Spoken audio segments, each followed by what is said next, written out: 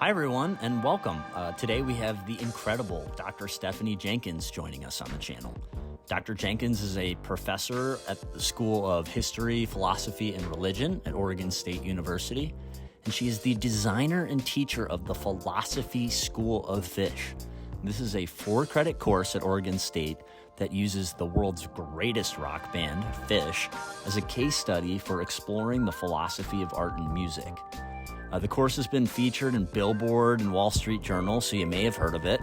But Dr. Jenkins is kind enough to be here with us today to introduce herself, talk a little bit about this course, and help us understand what happens when these two worlds of philosophy and Phish collide. So without further ado, we welcome today's Paradigm Sherpa, Dr. Stephanie Jenkins. Welcome, and thank you so much for being here. It is an absolute honor to have you on, and I've been really looking forward to this. So I will try not to be like a total freak fan and geeking out the whole time, and try and keep it composed and professional. But yeah, maybe just if you could start off, introduce yourself, how you got into Phish and philosophy, and then maybe give us a little bit of a background about philosophy of Phish and the work you're doing at Oregon State, and then we can kind of just take the conversation from there. Okay. Thank you so much for the invitation. It's really an honor to be here and talk with you. I'm Stephanie Jenkins. I'm a philosophy professor at Oregon State University in the School of History, Philosophy, and Religion. I have a dual PhD in philosophy and women's studies from Pennsylvania State University, and my area of specialization is ethics and public philosophy. In 2014, I started teaching a class on the philosophy of art and music that uses Phish as a case study. So it's been running online for about 10 years, and I have taken students on 2 field trips. Since that time, I have edited a special issue of the Public Philosophy Journal that's devoted to Phish. I've hosted a number of public philosophy events at shows, including the 2018 Phish Studies Colloquium at the Gorge, and I've also hosted a Phish Studies conference at Oregon State in 2019. I was introduced to Phish and philosophy in high school. I was introduced to Phish through jazz band. All the cool kids listen to Phish. And I was introduced to philosophy through competitive debate. I was really only a casual fan of Phish in high school. I had 2 albums which I adored, but they circulated amongst my classic rock albums.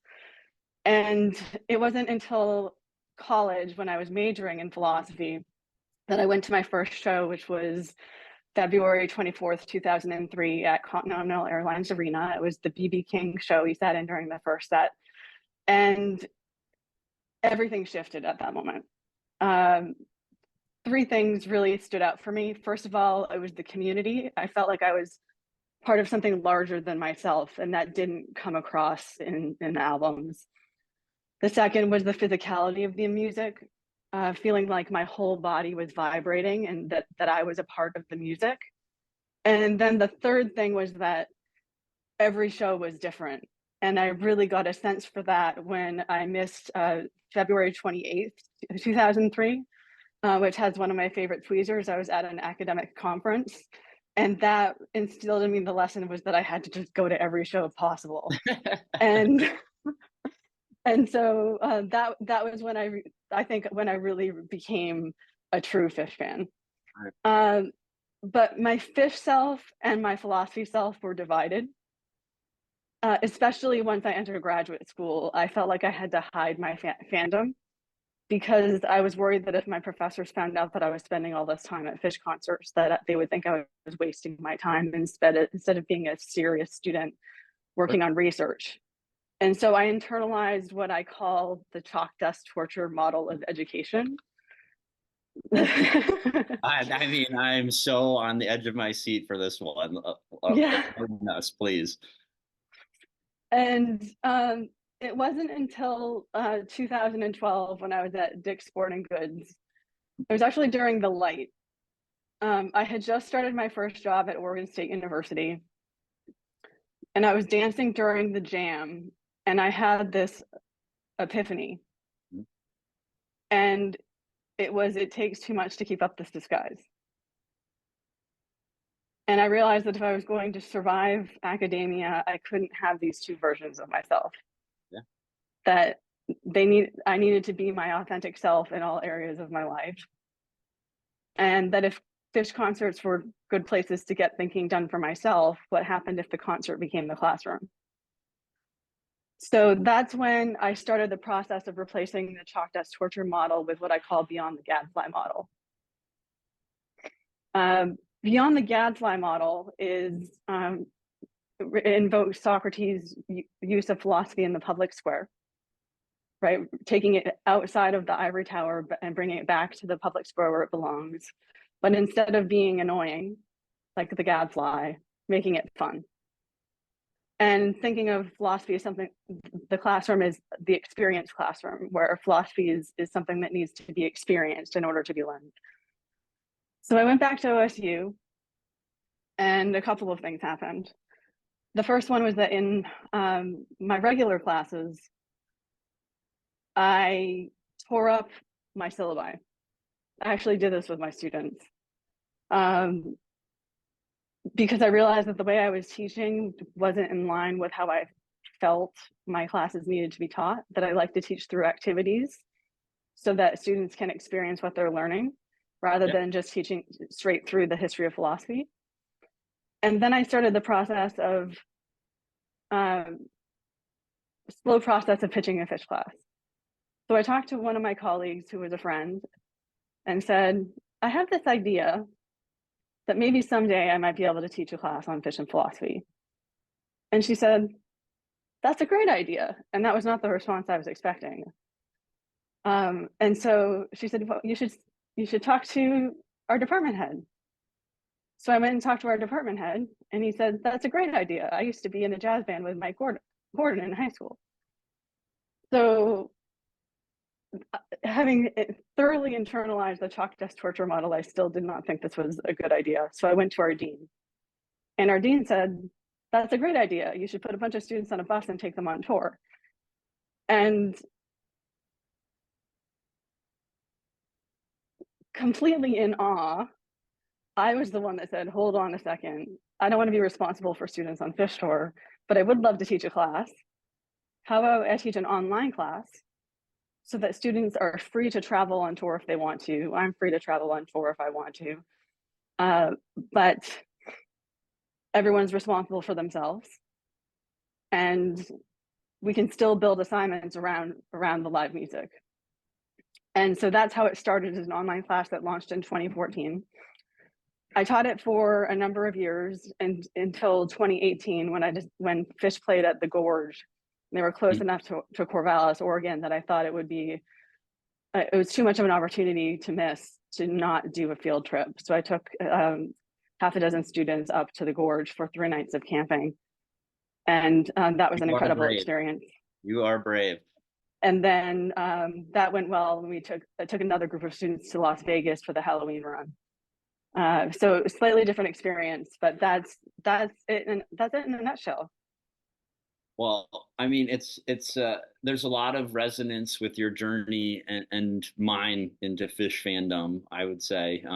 Not to just co-opt your story, but certainly the fear of letting people know that I'm a fan. I think there's a lot of negative connotations about the scene for people who don't know what it's about. I think there's, and it's a shame, but that's probably common to everything. People make perceptions and judgments about things that they've never experienced for themselves. And then I guess, second comment I wanted to make is, my first initiation into the scene and the music really was going for the first time. I actually didn't listen before. Maybe I thought I did. I think I, illegally downloaded some songs on LimeWire back in the day when everybody, I don't know if you remember this, but back in the day when Napster and LimeWire were a thing, there was this version of Gin and Juice, the song Gin and Juice, like a Snoop Dogg song, I think. But someone attributed it to Phish. So my friend first came up to me, he's like, hey, go online right now. You're buying a ticket to this Phish show. I'm like, what are you talking about? Phish. Oh, like gin and juice. And I've never seen someone so disappointed in me in my life when I said that. And he's like, no, that's not Phish. But I went to the first show and, not knowing the lyrics but like I was like, oh, I'm not gonna, maybe I won't like this that much because I don't know the songs and I can't sing along. But I was overtaken by the scene, the people, everybody just happy and seemingly like looking out for one another. And then the music too, just even without knowing the words, was able to just it overtakes you in a sense. And yeah, I was hooked ever since. So I guess Mhm. that was my long rambling way of saying going to the show is what really got me into the scene. Mhm. So I guess I'll pause with my stories here. I guess I wanted to ask, like, it seemed pretty organic. You took the risk, right, of telling a friend, and that friend was like, "Yeah, that's a great idea," and then you kind of seemed to just like keep taking the risk of putting the feelers out, and then Mhm. actually doing it. Would you have ever imagined that you would make these two worlds collide when you were first like becoming a professional, I guess, or was the chalk dust torture feeling just so overwhelming that it was like, I'm never gonna bring these two worlds together? Yes and no. I say yes because when I was a graduate student, there was a faculty member who is rumored to be REM's banned philosopher. And I have no idea if that was true or not, but the the important thing is it had the truth effect of it being in my head that someone could do something like that, right? Yeah. That you could mix rock and philosophy.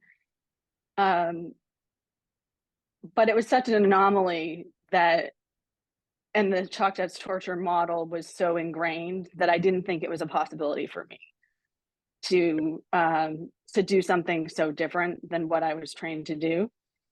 And the difference is that I'm very blessed with colleagues who are supportive of letting us, like people who work here, follow their experiments and their passions. And it was a slow process of learning that I was in a safe place for that sort of work. But if you went back 10 years from now, I never would have believed that this project would have gone where it did. It's just it evolved very slowly. Well, it caught my eye from afar, and I thought it was just the greatest thing in the world. I am curious. What do you think the impact has been on the students? And is it do you notice any patterns or common themes from everybody, or Mhm. does everybody take something a little bit different away from it? Well, so the class meets a baccalaureate core education requirement, and Mhm. so a lot of the students that take it are taking it because they think it is the the more interesting way of meeting a requirement that they have to take anyway. Okay. And most of them are not Phish fans. So in fact, it's usually the first time they've listened to Phish in the first place. And so it's a lot of really intensive listening to Phish for, for noobs. Yeah. And um, some of them hate it, some of them love it, most of them fall somewhere in between. They usually leave with an appreciation for the music. And I think um, what they take out of it is, first of all, the philosophical content that we're learning. Right. Mhm. Remember, it's a philosophy of art and music class. We're studying canonical theories that you would study in any other course like this. It's just we're using Phish as a case study. And what I think is helpful about studying using Phish alongside of it is that it provides a common experience that the students all share that makes the material concrete in ways that it wouldn't necessarily be had I not provided all of the listening assignments for them and so forth. Um, the students that went on the field trip took different things out of the class because they were actually like physically there on the ground. Mhm. And I had this encounter with a student. Um, we originally had a plan that I worked out with the risk management office that I would not attend the concerts with the students, that they would go there on their own. Yeah. But the way it worked out was that at the colloquium, they made friends who were friends with my friends, and then all the social groups intertwined, and then we all ended up on the floor together by accident. So the plan totally went out the window. And what was weird to me about this is that I have a tendency to get very emotional at concerts. I cry all the time when I'm moved by a jam. And it was jarring to me how uncomfortable it made me to have my guard let down like that in front of students, because Yeah. all of the professionalization of teaches me not to do that. Yes. But it just happened anyway. It just did. And Yeah. I don't and blame you. then after one of the shows, a student pulled me aside and said, "Dr. Jenkins, can I talk to you for a second?" And she said,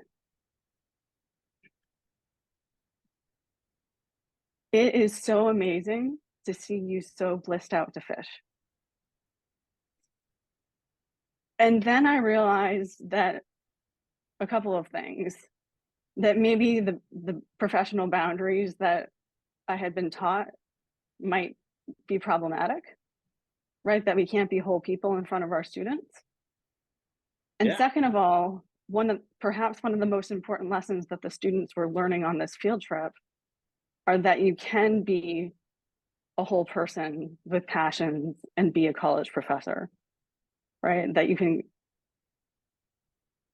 honor your authentic self and still be a serious person, and yeah, Yeah. yeah, So they didn't just learn the content, they made friends, they became part of the community, and they learned life lessons along the way. And that was something that I was not anticipating going into the field trip. well, I feel really, I guess, excited for those students that they had the opportunity to do this. It seems like such a treat to, one, like, get a college credit for participating in the scene in some Mhm. sense, and learning about Phish, but then two, to just have you there to kind of like be that fan. Well, one, the fan, like the seasoned fan, and but then Mhm. also the professor with the Mhm. philosophy background. Like you're these two pillars of support for them, and I feel like, I don't know. I always am very grateful for, like, when I first got in the scene, my friends who've been to a ton of shows, and I Mhm. could be like, ask them questions about the song or the scene in general. But then to be able to have somebody to talk about the philosophy aspect of Mhm. it too, just seems like a Mhm. tremendous gift. So if your students are listening, I'm jealous, and you're all so lucky that you got Dr. Jenkins doing this for you. Right. It's one thing to talk philosophically, like theoretically, about the sublime. It's another thing to go to a concert together, have the experience of the sublime, and then be able to talk about it after the fact. Yeah, well, so it's I find talking about it, it's kind of like a finger pointing to the moon, right? Like, unless you actually live it, it's always going to be a little bit different. Words are kind of ineffable versus actually living the experience. Mhm. Well, I think that I'm glad you brought that up. I feel like this is maybe a good segue to pivot into the intersection of philosophy Phish and and, philosophy. yeah, that's cool. Okay. Um, so I guess, when I think about fish and philosophy from my perspective, uh, there's kind of like three. I mean, maybe there's more, but there's three things that stand out to me: like the scene, Mhm. music, and the band itself. Mhm. Curious if you have any thoughts about where you see philosophy in the scene in general, Mhm. if anything stands out in your mind. Well, I'd be curious to what you think about the scene, but from my perspective, in the scene, the fans are philosophers and are doing philosophy on a regular basis. The way I like to put it is, as a professional philosopher, when I'm in social context, like at a cocktail party or something, when people ask me what I do, when I say I'm a philosopher, it's oftentimes a conversation killer because people don't quite know how to respond to that. When I'm at a Phish show, it's a conversation starter, right? I'll say I'm a philosopher, and people will say, "Oh my God, I have to talk to you. I have an idea I'm working on." It's right. Phish show is Yeah. a great place to be a philosopher. When I hosted the Phish Studies Colloquium at the Gorge, over 100 Phish fans came when they could have been out drinking beer with their buddies or swimming or doing, whatever else you would be doing at a semi music festival. Phish fans analyzed the band in their blogs and their podcasts, right? Philosophy is everywhere in the scene. That's how I think about it. I wholeheartedly agree. I think and I see it online in the forums before, like, tour starts and people just start talking and diagnosing, and the excitement's brewing, and they're talking about lore or rumors, and the philosophizing of what the themes for the year are going to be, or I don't know. I feel like there's a lot of speculation and philosophy that people are putting out there leading up to even going to a show or in between shows. But then you get to the show, you get on lot, and yeah, I don't know. I feel like I've heard so many nuggets of wisdom from so many random people at shows. Like, it'll start just tailgating, you'll bump into somebody and they'll have some profound thought they want to share, or you get into the show and the music's going and you look over and somebody is like just bawling, crying, blissed out, and then set break happens, and then you sit there and everybody kind of exchanges where their minds went at certain points during the show, like um when if they're playing I don't know, it could be anything. Like, I just think it's fun. Like, you see people be like, "Oh, this is where my mind went, and I was internalizing. I was thinking about these demons I have, or these really good things, and these things I'm grateful for." And it's like I don't know, like a coffee shop, like a book club kind of thing, where everybody's kind of trying to diagnose themselves and openly share it too. Like, it's so funny. Most of us are guarded about what's going on inside our heads a lot, but I feel like when you get Mhm. into a Phish show or just the scene, people want to share what's going on and have other people respond to it and reciprocate that. And I think that's pretty unique to the scene. I never go to a baseball game or a football game and start talking to the person next to me and like about what's going on inside, but I feel like that is almost like a staple of the Phish scene, that Mhm. you're going to get that at some juncture, especially when you're going to the shows. Uh, so I don't know, kind of a ramble, but yeah, I can definitely see philosophy um, rearing its head just amongst the people at the various points before, during, and after shows. And especially Mhm. after. I mean, the debriefs after, like, set breaks one thing, but then when you get home or get back to the lot after the show and everybody's like they What look, just happened? yeah, yeah. I mean, everybody looks like they went through war, but like really in a good way. Everybody's happy. It seemed lighter. It seemed like, some of the weight of existence, just the band helps you, like, I don't know if it's because you dance it off or the insights that come to people through the show and the music, but people walk out of there lighter, happier. And honestly, I always think about this. Me and my friends always talk about this. Like, I'm so glad that like this exists because I feel like those 20,000 people then go back out into the world and there's at least for a few days they're like beacons of happiness and they carry that into their social circle or their work circle and it actually Mhm. has a really positive impact on the world, I guess.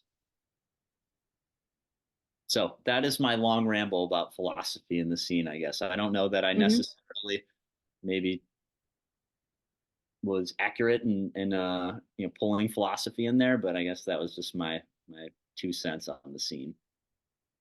Makes sense to me. Cool. Well, how about the music? How about The the music? music? Yeah, where does philosophy stick out to you within the music? Well, in terms of the music, we had talked about this in terms of transcendent experiences. Yes. And in philosophy, we call this the sublime, which are awe-inspiring experiences that transcend the self. Jeanette Bicknell refers to this as strong emotional responses to music. So this is something that I think that all Phish fans can relate to. We call it right the it experience, and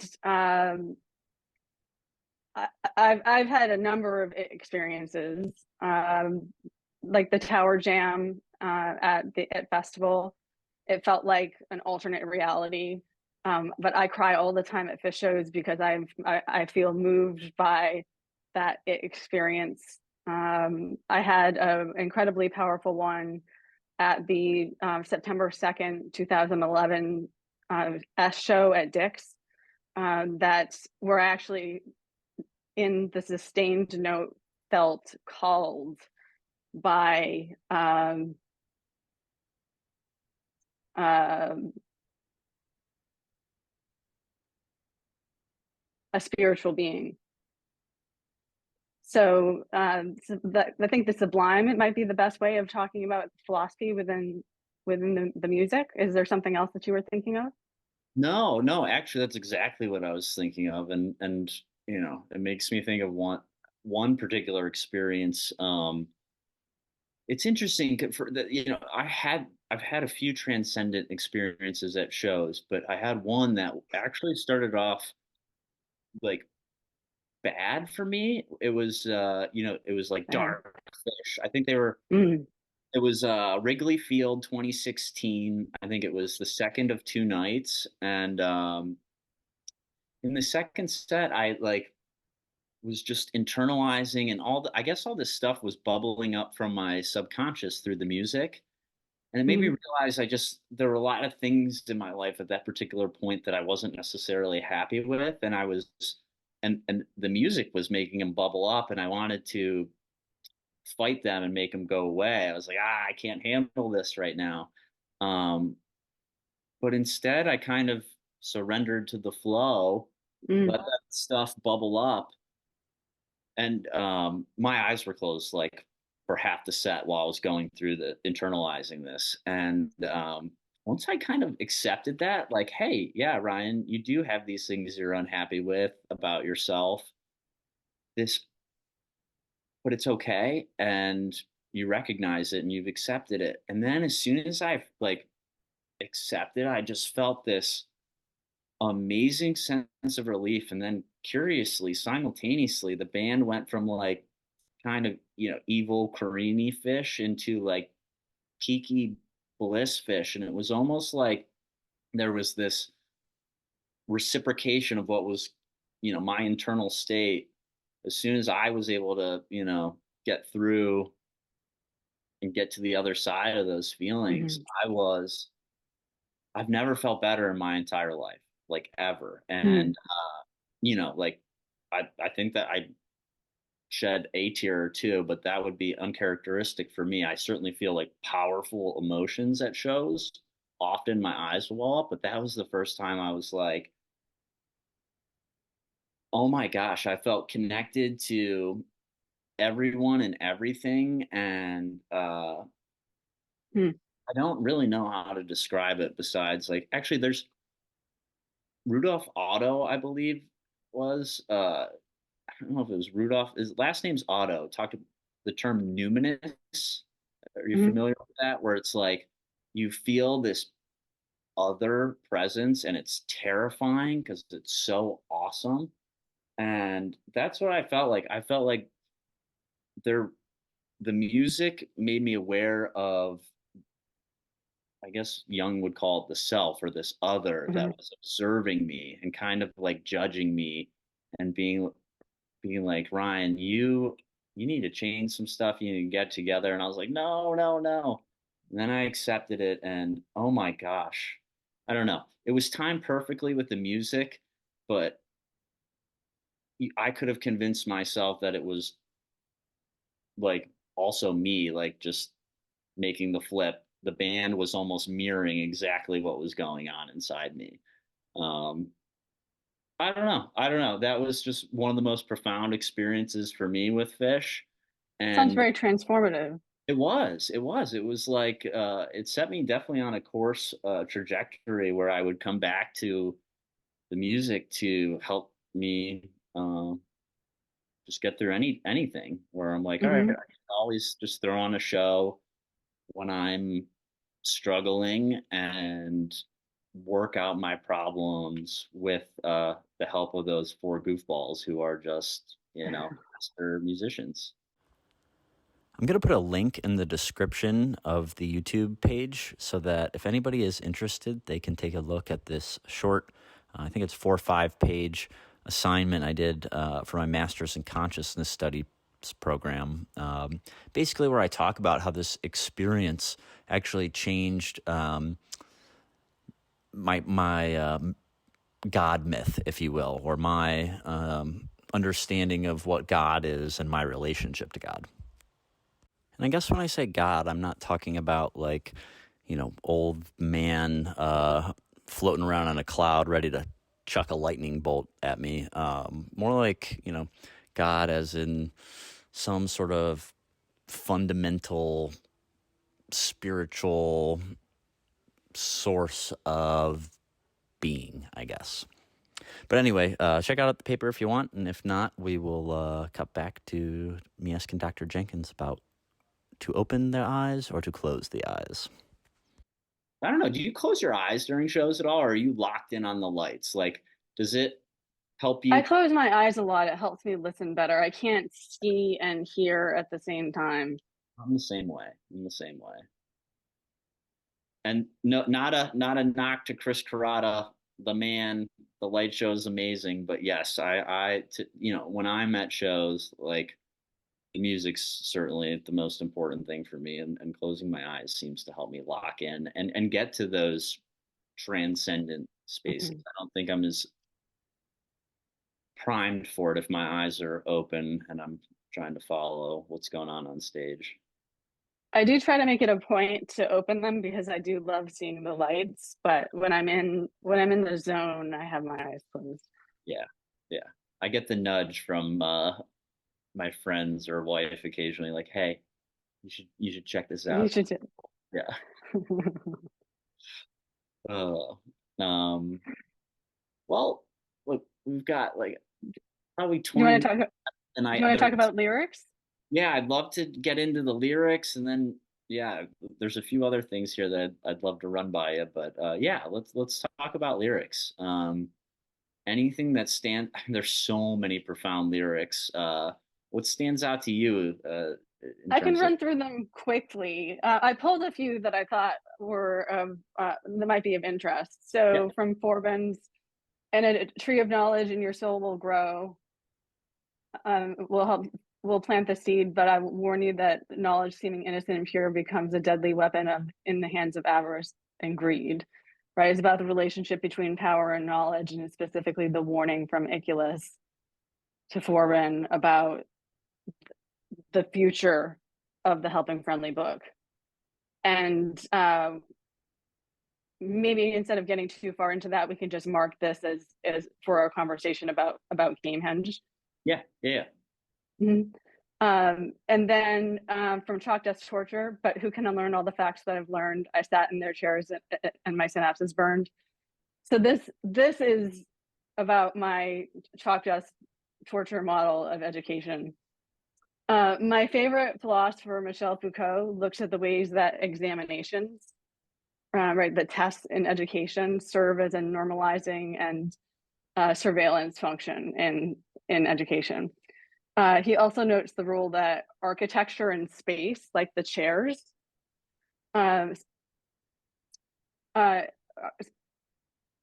serve as a kind of disciplinary power, saying that stones make people docile and more knowable, right? So it's not an accident that there's a reason why hospitals, asylums, military barracks all have the same kind of structures in terms of how they're built. It's a function of my disciplinary academic training that I think that my students all have to write 10-page papers, that they have to take reading quizzes in lecture halls. And the question that I have is, what knowledges and possibilities are shut down as a result of that? And that's what led me to moving beyond the gadfly model. And that's the critique that I hear in chalk dust torture. Is my synapses are burning because I've been sitting in this chair for too long, and that I need to unlearn what I have learned because of this limited model of education. Love that connection. Love that. Eckhart Tolle's power of now is the inspiration for light.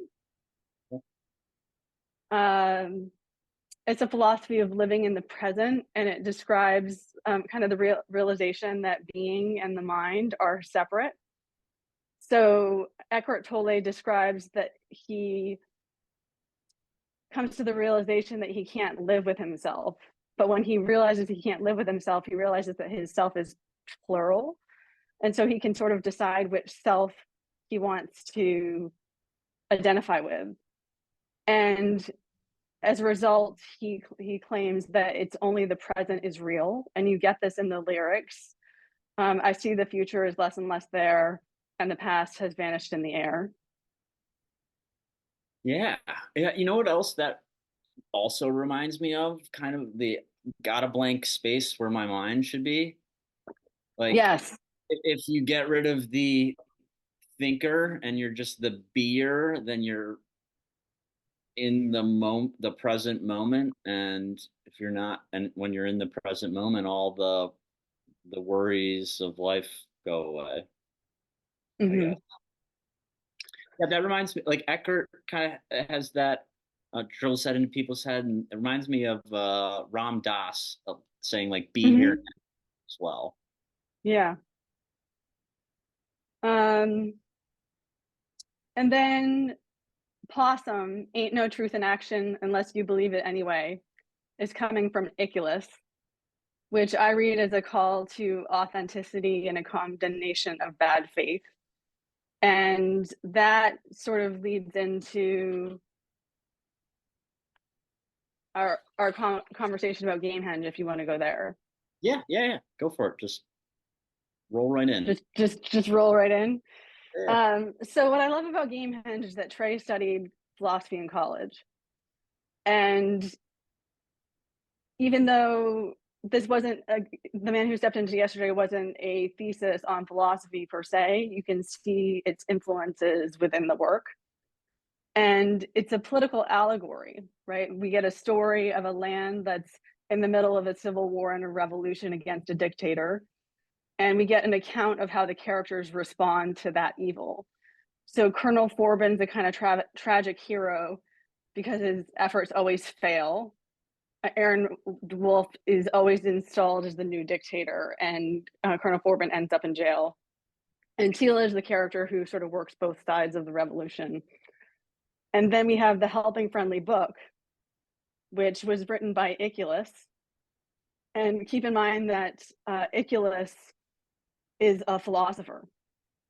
In the early narrations, Iculus is described as a philosopher. He does become a prophet and a god, but he starts out as a philosopher. And the Helping Friendly Book is the source of power in all of this drama. So what do we know about the Helping Friendly book? First of all, Iculus wrote it by pen. He gave it to the lizard as a gift. It contains all of the knowledge inherent in the universe. It's transformative. This is probably the most important thing about the Helping Friendly book. If you're lost, if you're having a hard time, if you don't know what to do with your life, the book has all of the answers. And there's a couple more things about the book that are important, but I want to leave it there for a moment because I want to ask you what you think the book is. So I'm a twofold person on the book. I guess the philosophy consciousness student in me says that I'm the book. Go inside myself. That inner voice, or the Jungian self, or the non-egoic self that is inside of me has the answers. Not Ryan Donnelly, the software sales guy that that is fortunate enough to talk to people like you from time to time. So that's part one of what I think the book is. It's inside me. It's my true self, I guess. But then I also am a huge Alan Watts fan, and he wrote a book called The Book, and that book even basically says, like, you're the mystery of life is inside you. All the answers are inside you. So it's almost, that's like the external materialist route I would go if I needed something outside of myself to be the book. That would certainly be it. But yeah, I guess that's how I look at it, at least. How about you? So I'll specify that I've had a renewed interest in Gamehenge since MSG, as I imagine that is the case for many fans.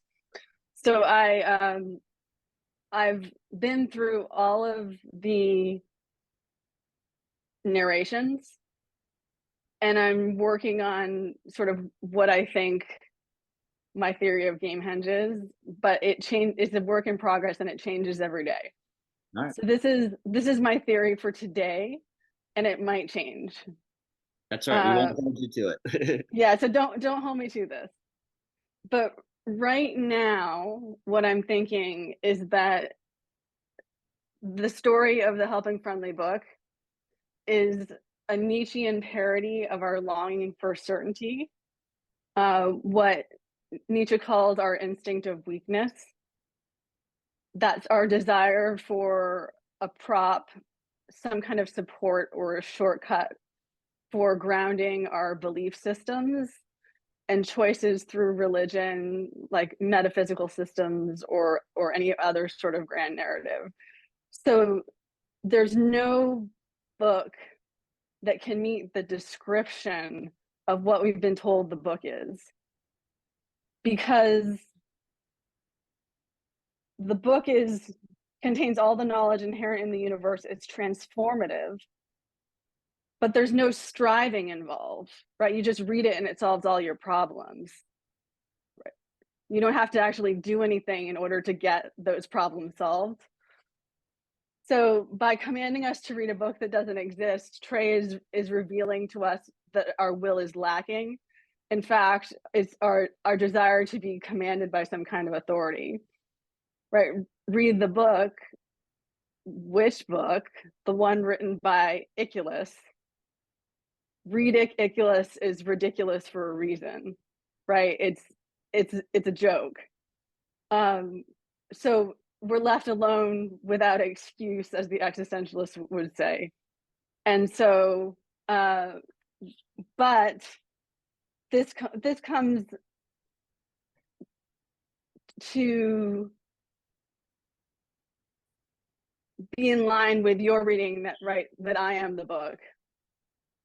That at the MSG performance, the grandmother said it was, you had it all along, right? We had the book all along. So I think there's more to the story. I think Gamehenge is an evolving story, and that there is going to be some evolution to it in the future with potentially some more narrations. So that's part of why I say this is sort of a working theory, because I think we're going to get some more information. But I'll leave it there for now. Yeah, well, no, I think that almost sets up a natural segue to talk about what's next for Phish. I know we have maybe I'm flipping orders things I want to talk about, but no problem. It's like the Sphere's coming up, the festival this summer. Do you see the Gamehenge narration continuing through that? Is that what you're alluding to, or are you just talking about over the years you think that Gamehenge will keep evolving? I think that, well, we know there were cut scenes from the Gamehenge performance at MSG. Trey shared one on Instagram, for example. I saw that. They gave us a little bit more. Sorry, I didn't mean to cut you off. Oh, it gave us a little bit more insight into the battle between the Wilson collaborators and the revolutionaries, but it leaves more questions unanswered, like where did the collaborators come from? Why were they on a ship? What exactly is happening in that scene? Yeah. And which leads me to believe that, like many musicals, that they are written through a process of development. And I think there's more material. Right, we get some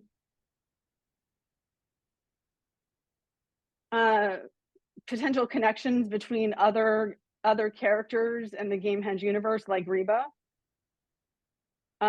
Melt is brought into the Gamehenge world. Gamehenge, like all musicals, is in a process of development, and there's pieces of the story that are missing, and that I think will be revealed to us in the future, whether it's at Mexico or the Sphere or the festival or some future show. I don't know, right? I can't predict the future, but I'm excitedly awaiting what we will find out. I think we'll see new songs brought into the Gamehenge universe that weren't initially a part of it. That's awesome, and I hope that comes true, because that would be pretty cool to see the myth of Gamehenge be a living myth and evolving myth instead of something that's frozen in time. I think that resonates with me and what I know about the band, never settling or resting on their laurels kind of thing. Like they're always constantly reinventing themselves and the scene in a way. I feel like they don't seem satisfied ever with the past, like they just don't. They're always pushing. That's what I love about it too. Like people always ask me, aren't you sick of seeing these guys? I'm like, well, one, they never play the same song in a row. They're always putting out new music. And I think they're always outdoing themselves. They are. They're their biggest, they're always pushing themselves. They're like the Olympic athletes of music in a way, just always going for the gold. And, in my biased opinion, they're always getting the gold too. I don't know. Yeah, that's just, I think they're outstanding, and I hope that they live for another 100 years so we can all keep enjoying this. And like you said, so we can get more new Gamehenge stuff too. All right. Well, we've got like a minute left on the planned scheduled time. The last thing that we had on the list to kind of touch on was the shadow element of the scene. Do you have like another couple minutes to just touch on that? Yeah. So Phish is a microcosm of society. So the problems that exist in the world are also going to spill over into the Phish scene.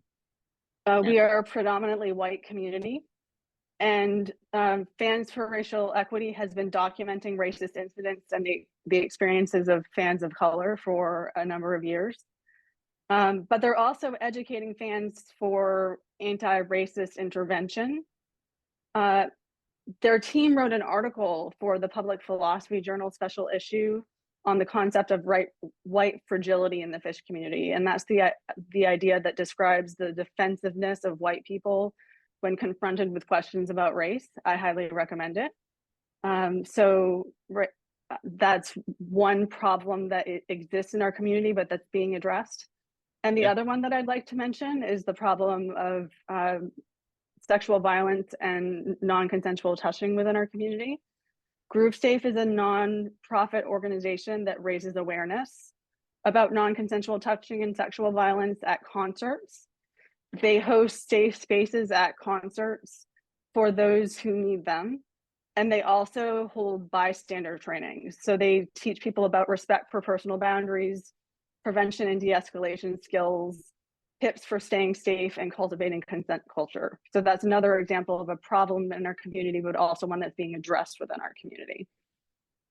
Well, I'm glad you brought both of those up because, to me, the thing I love the most about Phish is the openness of the community, or what I perceive as the openness. And, we can't be blind to the things that aren't great going on, and, need to really absorb that and make sure that, folks are calling attention to it, are heard and honored, because we want this thing to continue. We want it to be a good thing for everybody. And, if people are being racist or touchy, that shit needs to be nipped in the bud and not accepted at all. And, I think we both can speak for everyone in the community that that has no place here, and none of us want that around themselves. We want everyone to feel safe, welcome, and to be able to listen to the music and potentially have that transcendent experience that's been so meaningful for so many of us. Very well said. No, I'll put links to Groove Safe. And is it appropriate to call it free, PHRE, or is there? Okay, so I'll put links to that in the YouTube description so that people can go check that out. Awesome. I guess there was one more thing I wanted to mention, I guess, in that vein, that not the shadow element of the scene, but maybe the shadow element of ourselves. There's plenty of us out there who've struggled with substances, right? And I believe that at Set Break, for all the shows, there is the do you mean the fellowship? Fellowship, yeah. I apologize. I misspoke saying that. Yeah, but the fellowship meetings, I think, are an important thing to point out. One, just the sense of community, but two, hey, you're not, if you're struggling, you're not alone, and there's people at every show that are there to be a pillar of strength in that sense for you too. So yeah, I don't know, not a dark side of the scene, actually a good part of the scene, that people are there and that's available. But I felt like it was worth mentioning that goes along the theme of shows are for everybody, and it's not some druggy scene or you got to be like a stoner or tripping or drinking to have a good time. No, you can be stone cold sober, have the most meaningful, transcendent time, and there's others that can be there embracing sobriety with you. And not to mention the front man who is slaying the guitar all night. He's right there with those folks as well. So I don't know. I guess that's me rambling about the fellowship, but I think it's super important, and I'm glad that it's a resource that's out there. And I think it's indicative of the quality of the community that such a thing would even exist at this concert, and that it's there every show. I guess that's it for me. Okay. Any final thoughts, comments, concerns, constructive criticisms? Thank you for having me. I really enjoyed our conversation. I feel like I'm left with a lot to think about. Well, thanks, Dr. Jenkins. Yeah, this is great, and I'm stoked for all the fans that are going to get to see this. And gosh, I'm excited for all of us that shows will be coming around the corner again pretty soon here.